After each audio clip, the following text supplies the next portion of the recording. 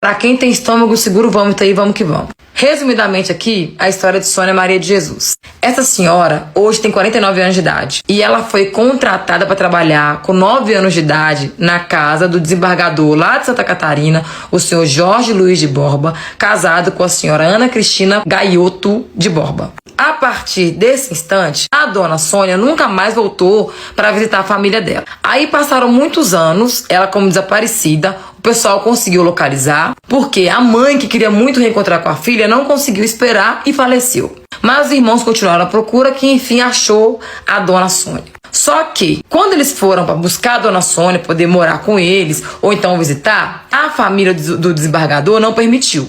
E aí, paralelo a isso, teve uma denúncia anônima falando que a Sônia trabalhava para a família do desembargador Jorge Luiz de Borba em trabalhos análogos à escravidão. Ou seja, trabalhando no formato escravagista, onde a pessoa não recebe e geralmente em condições subhumanas. Após a denúncia, a investigação constatou que realmente Sônia não tinha condição boa de saúde, ela estava com sangramento no ouvido, parte bucal inflamada e um tumor no útero que não estava em tratamento. Sem contar que todo esse período que ela trabalhou não existia comprovação de pagamento de salário. Sônia é uma pessoa deficiente auditiva, ela não sabe ler nem escrever e nesse período todinho que ela passou na casa da família Borba, ela não aprendeu nem linguagem de sinais. As únicas coisas que eles foram capazes de ensinar para ela, e eu digo que até desumana, eram sinais relacionados ao trabalho que ela tinha que desempenhar. Ou seja, quando era pra lavar a louça, eles batiam na louça, então ela sabia que tinha que lavar a louça. Quando era pra fazer massagem, porque ela também era massagista, eles faziam sinais de massagem, e assim ela atendia a eles. E além dela não ter salário, ela também não tinha descanso e dormia num quarto mofado. Nesse período, o Superior Tribunal de Justiça Mauro Campbell deu como procedente a denúncia de trabalho análogo à escravidão e liberou o resgate de Sônia. E durante esse período foi para um abrigo. Para de lá então, assim que terminasse a investigação,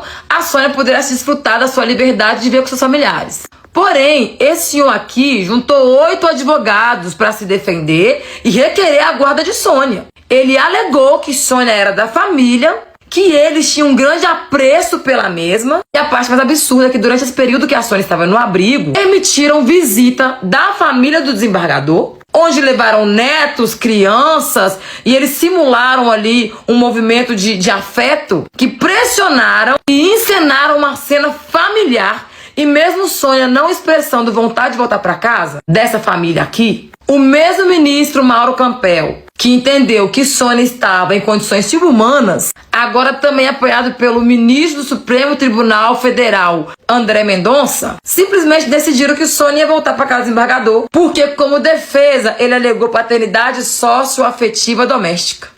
Como se ele amasse tanto a Sônia, ela era como uma filha, sem contar com o apoio de outros grandes nomes políticos que deram a entender que o desembargador tem direito sobre a vida da Sônia. E agora a gente está indo para 2025 e a família biológica da Sônia ainda não tem acesso, nem visita, não tem direito nenhum de falar com a familiar, porque a justiça decidiu que ela vai permanecer sobre os cuidados da família Borba. E sabe-se lá hoje qual o formato que essa mulher é tratada, qual o tipo de represália que ela tem sofrido. E entra ano, sai ano, a família tá lutando na justiça, que não tá sendo nada justa nem imparcial, para ter o direito de trazer a familiar para os seios da família.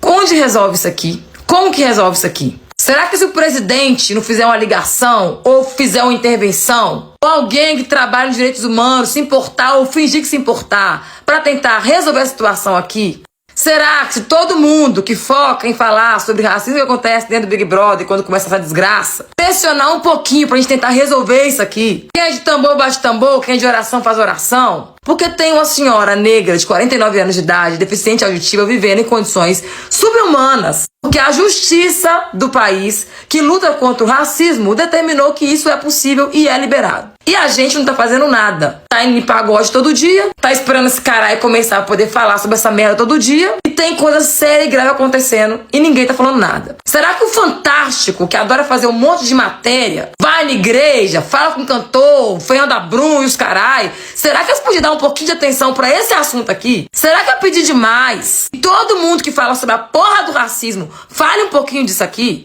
E a gente que tem o mínimo de voz aqui na internet não ajudar nesse sentido, só vamos saber no dia que essa mulher aqui foi enterrada, e se foi enterrada.